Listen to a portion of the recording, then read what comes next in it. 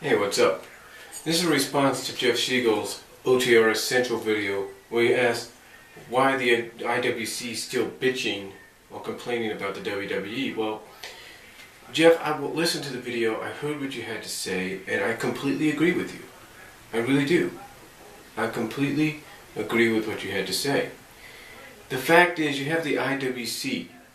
It's an old saying with any kind of product. Doesn't matter if it's wrestling, MMA, boxing, sports, basketball, whatever, comic books, movies, whatever. People are still going to find things to complain about.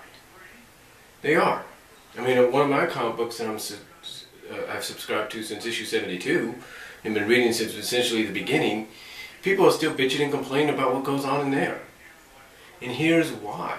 Because even though, as you said, the WWE is doing their best, as you mentioned, to give them what they want, it's still, in their eyes, not enough.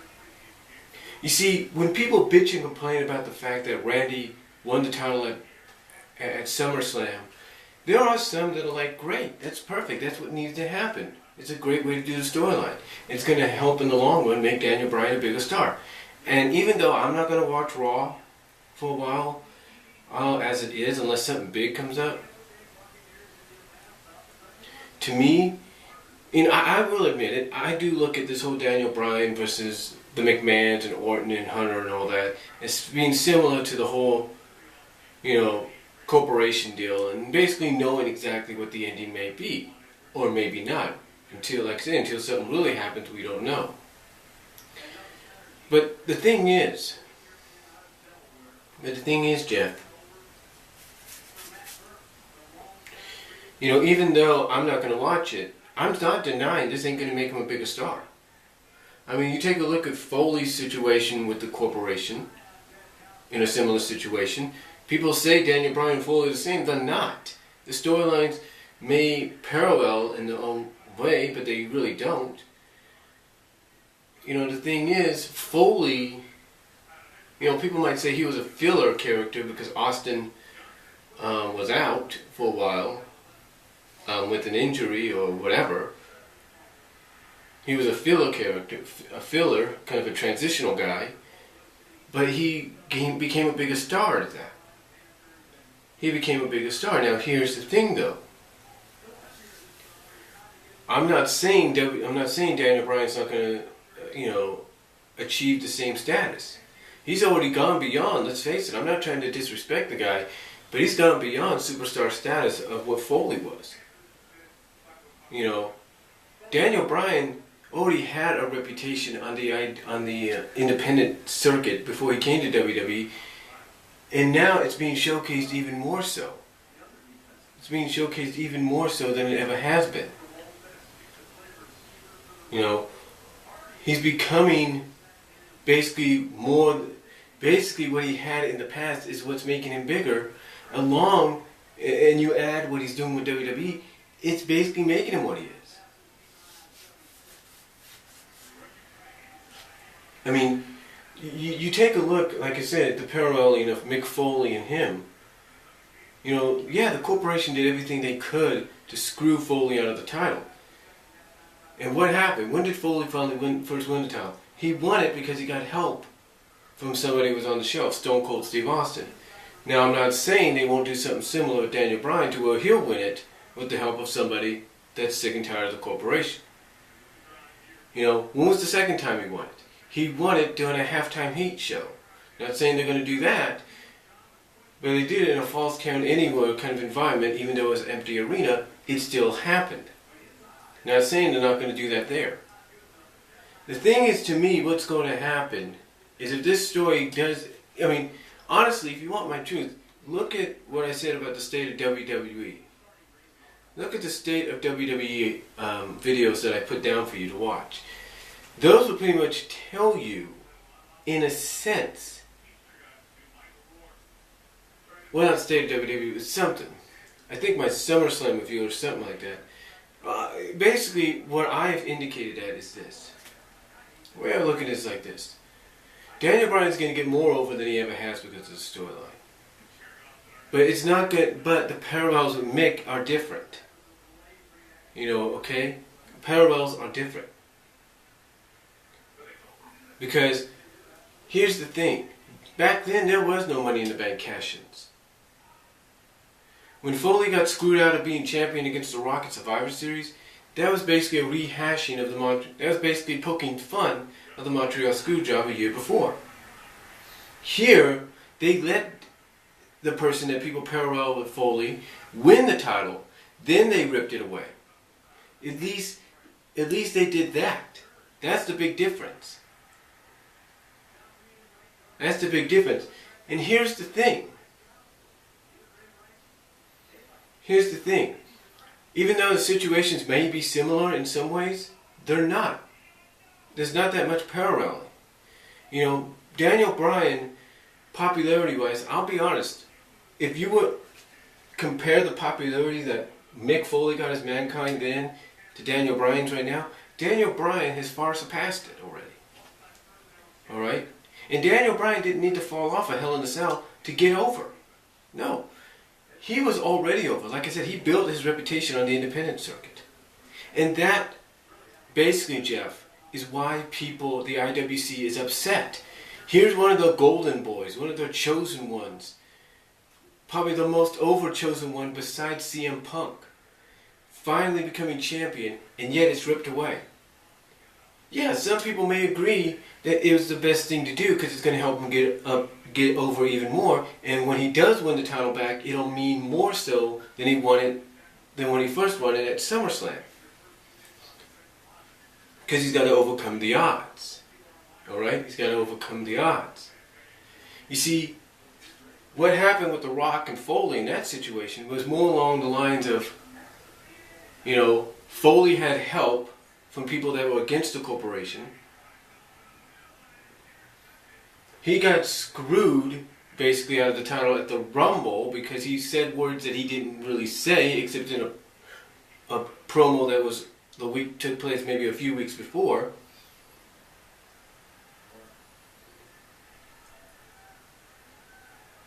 And then he won it back. Like I said, the thing is, there might be similarities, there might be some parallels, but that's not. It's not that much. I mean, Daniel Bryan is no Mick Foley. He knows that. And let's be honest, the IWC really didn't exist back in the... I mean, they did exist back in the day, but did they really exist back in a time when Foley was... before he came to WWE? No, they didn't. People didn't even know who Mick was until lately, in the past decade or so, past 10, 12 years or something like that, past 10, 15 years or whatever, all this footage has been coming out courtesy of WWE of him being on the independent circuit. Of him doing it just like Daniel Bryan, but nobody knew of it. Nobody knew of it. Nobody knew who Cactus Jack was until he went to WCW. You can say, oh, well, they knew about him in USWA Texas and WCCW or in CWA. How many people got those programs at the time? Not many. That is why he was most notable, he was most recognized from his time in WCW and ECW. That's why he was already over when he came. That's why pretty much when Mick brought his Cactus Jack persona finally in 97, you know, he was over a lot. You know, that's why MSG blew up when that happened. Because they knew who this was. They knew this side of Foley. They kept asking, when are we going to see the Cactus Jack side? I mean, when they brought him in as Mankind, it took people a moment to go like, wait a minute, that's Cactus Jack. You know, it took them a while to recognize him. I mean, heck, I remember opening up, I think it was a Pro Wrestling Illustrated or WWE magazine, I can't remember. And I saw a picture of Dustin Rhodes as Goldust, and it took me a while to recognize him. I'm like, holy shoot, that's Dustin Rhodes. See, the point is, people were behind Foley, especially when they found out Mankind was Cactus Jack, or Cactus Jack was Mankind. You get the idea. They were behind him because of the fact that they knew who he was from WCW and ECW. They didn't, really, not many of them knew about his time before that. They weren't like Daniel Bryan's time before he came to WWE. I mean, nowadays, in the past decade or so, Daniel Bryan has gotten recognition because of the internet, if you will. People have seen what he's done in Japan, in Pro Wrestling Noah, in IWGP, if you will, NJPW, All Japan. They've seen what he's done in Catch Wrestling in Europe. They've seen what he's done in Evolve, Chikara, Dragon Gate, the NWA territories, if you will, promotional territories. They've seen what he's done in, most importantly, in Ring of Honor, and somewhat of what he did in CZW. So they know all about him. That is why when you say he's getting over, and that is why when you ask the question, what does the IWC have to bitch about since the WWE finally gave him what they wanted, and yeah, it was only for a few moments, it's because they want what they saw before that. They wanted Daniel Bryan, like CM Punk, to have a long title reign. They want him to surpass maybe CM Punk as the longest, sixth longest champion or fifth longest champion. They want a long, luscious title reign. But you see, it's not just that either, Jeff. It's not just that. What it also is they feel and they believe guys like Daniel Bryan, CM Punk, Seth Rollins, Dean Ambrose, Antonio, hopefully down the line, when he gets called up, Sam Zaney, aka El Januco, Chris Hero, Cassius Ohno, whenever he gets called up. They're all hoping that these guys are not only are going to be the future, main eventers, the future franchise players of the company. I mean, even Paige, for goodness sake, Paige, and along with the likes of AJ and maybe Bayley and Charlotte, who knows, and Natalia. The fact is, they're hoping that they're going to be the future of this company, be the future franchise players, because they believe that they are the keys to bringing wrestling as the main focus. Like basically, all this entertainment, all these other properties that WWE is getting into, the IWC, in my opinion, from what I can tell, is hoping that these people that I've mentioned, along with the likes of Daniel Bryan and CM Punk, are the keys to bringing wrestling into the focus more so than ever has been, and thus, slowly by doing so, make the WWE not focus as much on all these other properties outside of wrestling, and that their main priority is wrestling. And yeah, I kind of get what you were saying when you talked about people wanting to see gymnastics, see Ring of Honor, for example. That's exactly what they also want. They want to see that kind of competition on the big stage. They want WWE to essentially, and I'm not trying to be mean or anything, but they want WWE to essentially be the Ring of Honor of the all new Ring of Honor of professional wrestling. They want that. They want them to be the premier league, the premier promotion of professional wrestling again. And that is why they get the way they do. That is why that even though it was a great decision to do, they're upset with Daniel Bryan losing the title. Then you might say, well, what about the heel turns? Yeah, a lot of people will complain about them, but they knew they were coming. But they were probably hoping they would come at a later date. Not right now. And that's just the thing. That's just the thing. They wanted the heel turns of Triple H and Randy to help them, but they wanted it at a later time. Not, at a time where it's like, okay, here's the plan. We're going to turn Daniel Bryan, kick him, pedigree him, you're going to come in, cover him, 1, 2, 3, you're champion. No, they wanted Daniel Bryan to at least have maybe a week, maybe a 24-hour reign, maybe a week's worth reign as champion, maybe even up to Night of Champion reign as champion. They didn't want them to cash in right away. They didn't want that to happen, and that's why they're upset. Because Daniel Bryan didn't get a long enough reign as champion. And as far as they're concerned, like I said, they're hoping Yet when he does regain the title, and what will make him a bigger star, is that they're hoping he gets a longer enough title reign. Like I said, that's what they want. Because they feel he, CM Punk, and everybody else that I mentioned, even Dolph Ziggler, even the likes of Dolph Ziggler and all of them, are basically to them the keys to the future, to WWE focusing more on the wrestling aspect and less on the entertainment and other properties that they're focused on. That's what they're hoping for. That's why they're upset. That's why they bitched and moaned. And you know, you might say, well, was they giving them tag teams? Yeah, they're giving them tag team matches, but here's the deal. Here's the deal. As much as we're getting great tag team matches, and I'm happy we are, the fact is, they bitch and complain because now all of a sudden you have Big Show and Mark Henry teaming up for a tag team title shot. And it's like, well, what did they do to get a tag team title shot? Nothing. They didn't compete against other tag teams to work their way up. You see, that's the deal. And then you potentially you have the potential of tag team wrestling of a, as you would say, an IWC wet dream coming true, possibly with Kingston and Ziggler being a team. The point is, what the IWC wants is things to be done in their way. They want it done in the way that they feel will put more focus on the wrestling aspect of the product than anything else. You know, that is why when you hear people say, oh yeah, well Total Divas is good, but it's a waste of time, but sometimes it can get overwhelming, it's too much, blah blah blah. It's because it's not focusing on the wrestling part. I mean, why do you think people are behind AJ? Why do you think they're behind Paige? Why do you think they're behind Naomi? Because and Natty and all of them. Why do you think that?